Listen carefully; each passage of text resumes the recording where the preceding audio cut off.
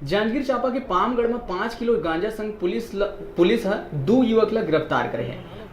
मुखबिर ले सूचना मिली रही कि आरोपी धनपत जांजगीर और आरोपी राम रतन पामगढ़ क्षेत्र में गांजा खपाए के फिराक में घूमत है, जेकर बाद पुलिस आरोपी मन ला धर दबोचे में सफल हो गए हैं।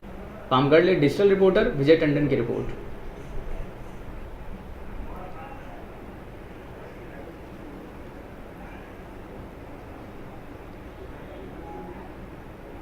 ये पामगढ़ पुलिस को मुखबिर से सूचना मिला था कि 2 व्यक्ति है धनपत जांगड़े और राम रतन खांडे, ये अपनी मोटरसाइकिल में गांजा बिक्री करने के आशय से अपने गांव सोना तरफ से सेवाई की ओर आ रहे करके सूचना मिली थी। सूचना पर पुलिस मौके पर रेड करके दोनों को पकड़े और उनके कब्जे से 5 केजी मादक पदार्थ गांजा जब्त की गई है, जिनके खिलाफ में एनडीपीएस एक्ट के तहत कार्रवाई की जा रही है।